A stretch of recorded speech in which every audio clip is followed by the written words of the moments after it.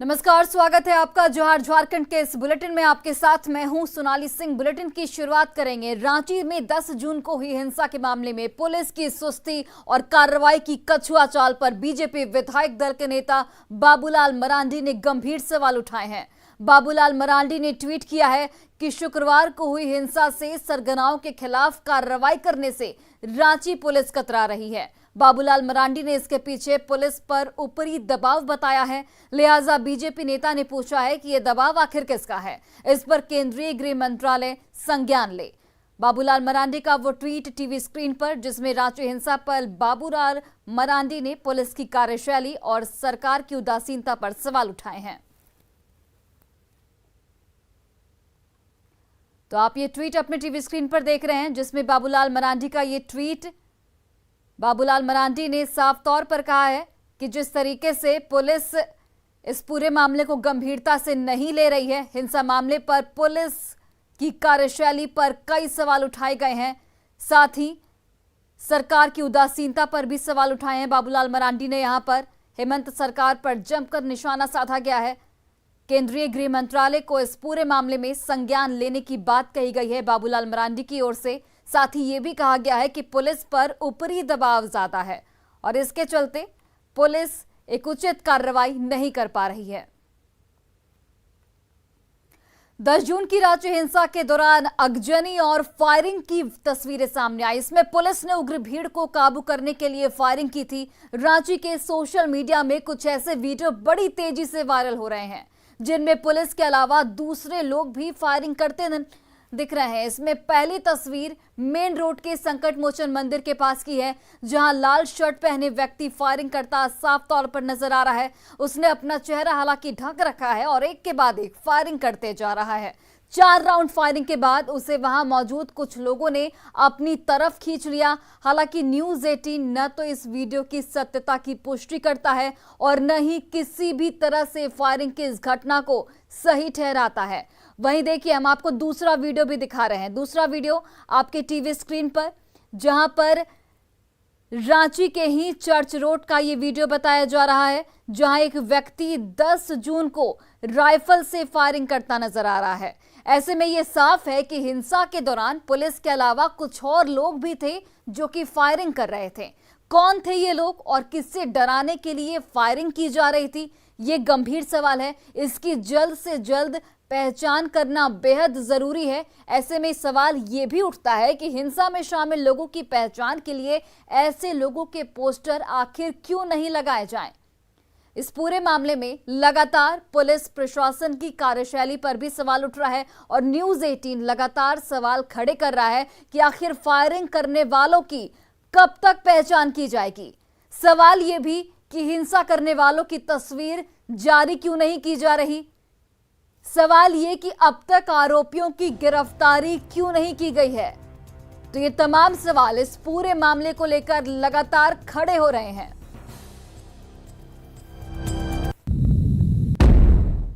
रांची में 10 जून को हुई हिंसा के बाद भले ही अब माहौल शांत है, लेकिन प्रशासन जरा भी ढील देने के मूड में नहीं है। वजह है अफवाहों का बाजार और असामाजिक तत्व जो कहीं ना कहीं अब भी शहर में उपद्रव की साजिश रच रहे हैं। यही वजह है कि पुलिस ने रांची में सुरक्षा व्यवस्था कड़ी कर दी है। शहर के संवेदनशील इलाकों में बैरिकेडिंग की गई है ताकि जरूरत पड़ने पर लोगों को या फिर भीड़ को उस रास्ते में आने जाने से रोका जा सके और कहीं भी हालात बिगड़ने से पहले स्थिति को संभाला जा सके। देखिए, वर्तमान हालात को देखकर जो है पुलिस मुख्यालय के द्वारा हमें अतिरिक्त बल मुहैया कराया गया है। उस बल को हम लोगों ने अलग अलग जगह डिप्यूट किया है। उनके सपोर्ट के लिए हम लोगों ने बैरिकेडिंग भी की है और पूरा प्रयास होगा कि जो हमारा एडमिनिस्ट्रेटिव और प्रोहिबिटिव जो हम लोग अपने तरफ से तैयारी करते हैं वो वहाँ पे जरूर हो। बढ़िया पुलिस अधिकारियों द्वारा भी किया गया है और इसका मॉक ड्रिल कराया गया है, ब्रीफिंग की गई है, कैसे आपको एक्ट करना है, कैसे रिएक्ट करना है। साथ ही शहर में कुछ अन्य जगहों पे भी जो हमारे संवेदनशील पॉइंट ऑफ व्यू से इम्पोर्टेंट थे, वहाँ पे बैरिकेडिंग करके फोर्स लगाए गए हैं। तो मैं उम्मीद करता हूँ कि सब कुछ सामान्य रहेगा और कहीं से कोई दिक्कत नहीं। 10 जून शुक्रवार, उस दिन पूरी रांची कहा जाए तो पूरा मेन रोड का इलाका रण क्षेत्र में तब्दील हो गया। और हालांकि अभी भी तनाव बरकरार है, कई संवेदनशील इलाके हैं जहां पर पुलिस बलों की तैनाती की गई है। वहीं अब इसे लेकर रांची के मेन रोड में आज अल्बर्ट टेका चौक के पास रैफ के जवान मॉक ड्रिल करते हुए नजर आ रहे हैं और जाहिर तौर पर ये संदेश भी देने की कोशिश की जा रही है कि जो भी उपद्रवी हों, अगर जरा से भी उन्होंने कोई चूक की या फिर उपद्रव फैलाने की कोशिश की तो वो रैफ के निशाने पर रहेंगे। उपद्रवियों से कड़ाई से निपटा जाएगा, उनसे सख्त कार्रवाई की जाएगी। और जाहिर तौर पर इस पूरे कहा जाए तो तमाम तरह के गन और तमाम तरह के जो रोकने के उपकरण हैं, उपद्रवियों को तमाम चीजें इस रैफ के जो मॉक ड्रिल में है वो देखने को मिल रही है। और पूरी तरह से कहा जाए तो किसी भी हालात हो, चाहे कोई भी आपात स्थिति हो, उसे लेकर उपद्रवियों के खिलाफ कड़ी कार्रवाई की तैयारी जो है वो इस वक्त की जा रही है। देख सकते हैं स्मोक गन हो या फिर वाटर कैनन, कहा जाए तो टीयर गैस, तमाम चीजें जो हैं वो रैफ के जवानों के पास मौजूद हैं। और किसी भी तरह के उपद्रव या फिर आपात स्थिति से निपटने को लेकर रैफ के जवान पूरी तरह से तैयार हैं। तो शहरवासी जो अमन पसंद है उनके लिए कहा जाए तो एक सुकून का पल है, तो वहीं उपद्रवियों के लिए ये रैफ के जवान कहीं न कहीं परेशानी का सबब बन सकते हैं। उनमें एक डर का माहौल पैदा हो सकता है। कैमरामैन अमित के साथ ओम प्रकाश, न्यूज़ 18 रांची। और चतरा में अपराधियों ने जिला परिषद चुनाव में प्रत्याशी रहे विक्रम रजक की हत्या कर दी। लावालौंग सीआरपीएफ कैंप के पास विक्रम के सिर में गोली मारकर हत्या कर दी गई। पुलिस ने मृतक के शव के साथ ही उसकी कार को भी बरामद कर लिया है। वहीं मौके से शराब की कई बोतलें भी जब्त की गई हैं। हत्या से नाराज लोगों ने लावालौंग मुख्य चौक को जाम कर अपना विरोध जाहिर किया। साथ ही अज्ञात नक्सलियों पर हत्या का आरोप लगाते हुए आरोपियों की गिरफ्तारी की मांग पर डटे हुए हैं। ग्रामीणों का यहां पर आरोप है कि लंबे अरसे के बाद थाने से चंद गज की दूरी पर और सीआरपीएफ कैंप के बाहर हुई इस हत्याकांड को अंजाम देकर अपराधियों ने लॉ एंड ऑर्डर को चुनौती दी है। वहीं उनकी सुरक्षा भी अब भगवान भरोसे है।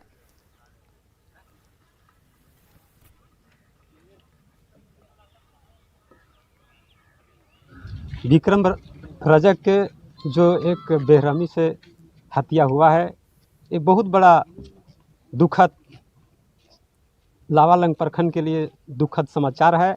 किसी की हत्या हो गई है, जिसकी हत्या हुई है उसका नाम विक्रम है। पुलिस टीम पूरी पहुंची हुई है, हम लोग छानबीन कर रहे हैं। छानबीन के बाद डिटेल आपको बताया जाएगा। और रांची में डोरंडा थाना क्षेत्र के कुसाई कॉलोनी इलाके में एक नशेड़ी ने जमकर उत्पात मचाया। इस दौरान करीब 15 गाड़ियों में तोड़फोड़ की गई। घटना को लेकर इलाके के लोग दहशत में हैं। हालांकि पुलिस ने कार्रवाई करते हुए तोड़फोड़ करने वाले आरोपी युवक को गिरफ्तार कर लिया है। दरअसल रांची में हुए उपद्रव के बाद रांची में अफवाहों का बाजार गर्म है। ऐसे में 15 गाड़ियों में तोड़फोड़ की जानकारी मिलने के बाद पुलिस अलर्ट दिखी। मौके पर पहुंची पुलिस ने सीसीटीवी को खंगाला तो आरोपी की पहचान की गई, जिसके बाद उसे धर दबोचा गया। सिटी एसपी ने इस पूरे मामले में कहा है कि आगे की कार्रवाई लगातार जारी है और इसका किसी भी धर्म विशेष से कोई कनेक्शन नहीं है। और ये तो हमें लग रहा है कि जहाँ तक संदिग्धों का ही मतलब किया हुआ लग रहा है। अब देखिए, पुलिस तो जांच पड़ताल में लग गई है। अब निष्कर्ष निकलेगा, जो भी है अच्छा ही निकलेगा। शराब के नशे में युवक, शराब के नशे में तो इतना भारी भारी पत्थर तो उठा नहीं सकते, वो भी बोल्डर पत्थर है। तो जाहिर सी बात है ये किन्हीं संदिग्ध का ही मामला है। वहाँ पे हमने सीसीटीवी फुटेज खंगाले और खंगालने के बाद पता चला कि एक व्यक्ति जो कि नशे की हालत में था, उसने जो है घूम कर रात्रि में अराउंड 1 बजे इन गाड़ियों पे पथराव किया था। क्योंकि वह नशे की हालत में था तो उसे पूरी तरीके से ये जानकारी नहीं थी कि वो एग्जैक्टली क्या कर रहा है। पर ये एक बेसिकली मिसचीफ की घटना है जिसमें कि कोई किसी भी प्रकार से धार्मिक एंगल नहीं है। और बड़ी खबर रांची से है, जहां पर कोल माइनिंग घोटाले का आरोपी विशाल चौधरी फरार हो गया है। विशाल चौधरी पर करोड़ों रुपए के अवैध लेन देन का भी आरोप है। विशाल चौधरी से पूछताछ के लिए ईडी की ओर से जल्द समन जारी होने वाला है। ऐसे में उसका फरार होना कई सवालों को जन्म दे रहा है। विशाल चौधरी के फोन से पूछताछ के दौरान कई राज भी मिले थे, जिनमें कई अहम सबूत और इनपुट भी शामिल हैं। इधर सूत्रों से मिली खबर के मुताबिक विशाल चौधरी की पत्नी भी रांची से फरार हो गई है। आपको ये भी बताते चलें कि विशाल चौधरी का बड़े अधिकारियों के साथ ही राजनीतिक हस्तियों से भी नजदीकी संबंध थे, जिसके बल पर उसने घोटाले को अंजाम दिया था।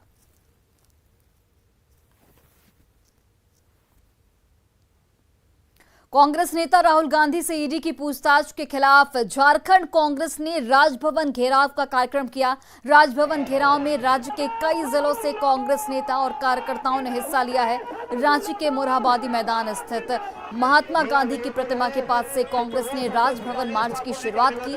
कांग्रेस के राजभवन घेराव में शामिल नेताओं से बात की न्यूज़ 18 से हमारे संवाददाता अविनाश कुमार ने।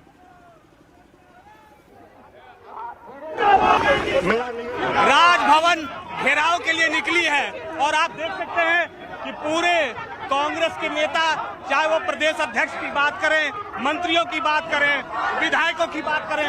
राजेश जी, आज ये घेराव किस लिए और इतने आक्रोशित आप क्यों हैं? देखिए, लगातार जिस तरह से हमारे नेता आदरणीय राहुल गांधी जी को परेशान किया जा रहा है और कहीं न कहीं उनकी छवि को धूमिल करने का प्रयास किया जा रहा है, उसको हम बर्दाश्त करने वाले नहीं हैं।